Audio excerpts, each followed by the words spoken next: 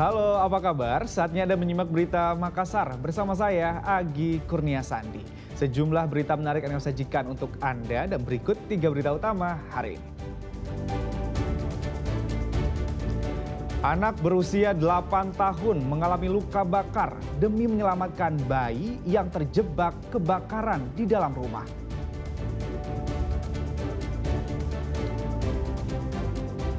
Seorang lansia tewas di tengah jalan. Ia diduga jadi korban tabrak lari.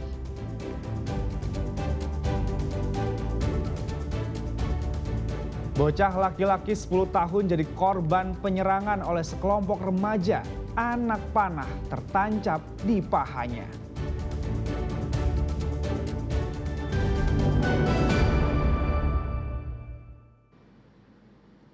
Rumah yang juga dijadikan kios penjual barang campuran di Bulukumba terbakar. Peristiwa itu menyebabkan satu anak mengalami luka bakar ketika berusaha menyelamatkan seorang bayi dari dalam bangunan.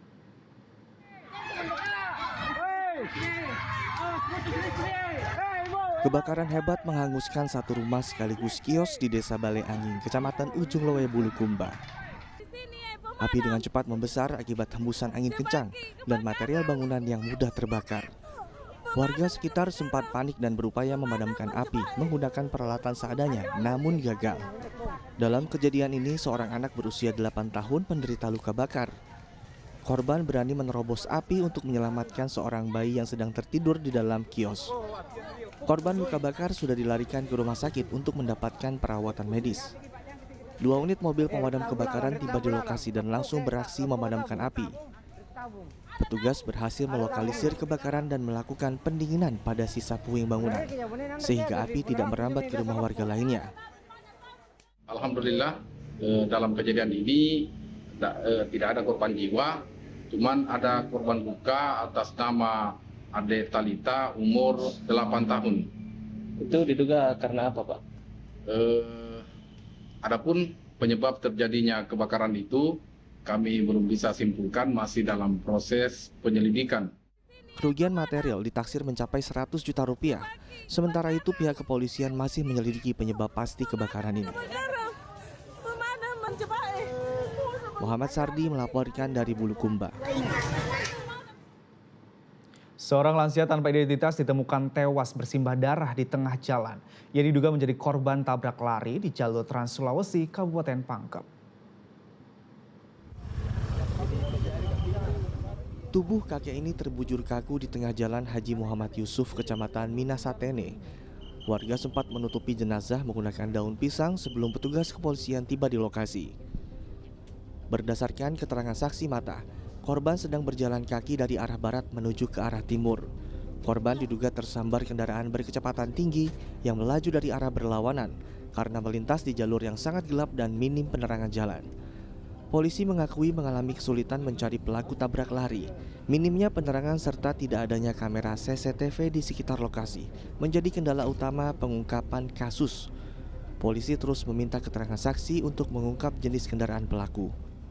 Sekitar pukul 18.15 WITA di Jalan Haji Muhammad Yusuf, Kecamatan Minasatene, Kabupaten Pangkep, telah terjadi kecelakaan yang mengakibatkan satu orang meninggal dunia.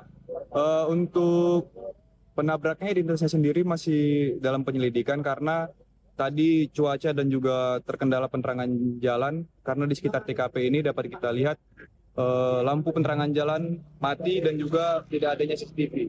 Dugaan sementara tabrak lari karena Jenazah korban dievakuasi menggunakan ambulans ke rumah sakit untuk proses identifikasi. Muhammad Sardi melaporkan dari Pangkep. Penyidik Kejaksaan Tinggi Sulawesi Selatan menggeledah 2 kantor dinas pemerintah Sulawesi Selatan. Penggeledahan itu berkaitan dengan penyelidikan kasus dugaan korupsi pengadaan bibit nanas tahun anggaran 2024 dengan nilai 60 miliar rupiah. Penggeledahan dimulai di kantor Dinas Tanaman Pangan, Hortikultura dan Perkebunan Sulawesi Selatan di Jalan Amirullah, Makassar pada Kamis siang. Penyidik Kejaksaan Tinggi Sulawesi Selatan menggeledah sejumlah ruangan penting, termasuk bagian keuangan hingga bidang hortikultura. Setelah itu penyidik melanjutkan penggeledahan di kantor Badan Keuangan dan Aset Daerah Pemprov Sulawesi Selatan yang berada di kawasan kantor gubernur.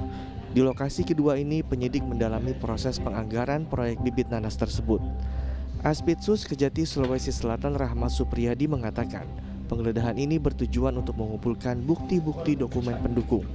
Sebelumnya Kejati juga telah menggeledah kantor perusahaan rekanan PTA yang berdomisili di Kabupaten Goa. Sejauh ini Kejati telah memeriksa 10 orang saksi dalam kasus ini.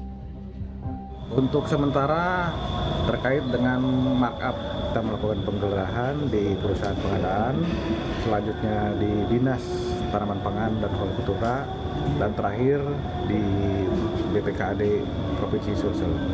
Untuk nilainya sendiri ada berapa dugaan? Kalau nilai pengadaannya 60 miliar. Sementara masih kita dalami berapa penyimpangannya. Penggeledahan berlangsung ketat dengan pengawalan aparat polisi militer.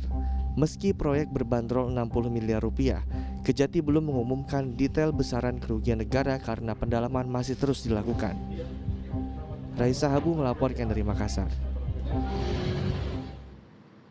TNI AU menggelar latihan kesiapsiagaan operasional di Pangkalan Udara Sultan Hasanuddin Maros. Latihan itu menyimulasikan penanganan ancaman bom di pesawat sipil serta proses penurunan paksa pesawat asing. 2 unit pesawat tempur Sukhoi dari Skuadron Udara 11 Lanut Sultan Hasanuddin terbang untuk melakukan pengawalan ketat terhadap pesawat penumpang sipil. Pesawat sipil ini dilaporkan mendapat ancaman bom dari penelepon tak dikenal. Pesawat tempur berhasil mengarahkan pesawat sipil tersebut hingga mendarat dengan aman di Bandara Internasional Sultan Hasanuddin. Setibanya di darat, 425 personel gabungan keamanan dikerahkan untuk pengamanan. Pasukan dari Kopasgat, Satuan Polisi Militer Angkatan Udara atau Satpomau, dan Hanlan segera mengamankan area pesawat. Tim penjinak bom dari Yonzipur bersama anjing pelacak K9 segera naik ke pesawat untuk mendeteksi paket mencurigakan.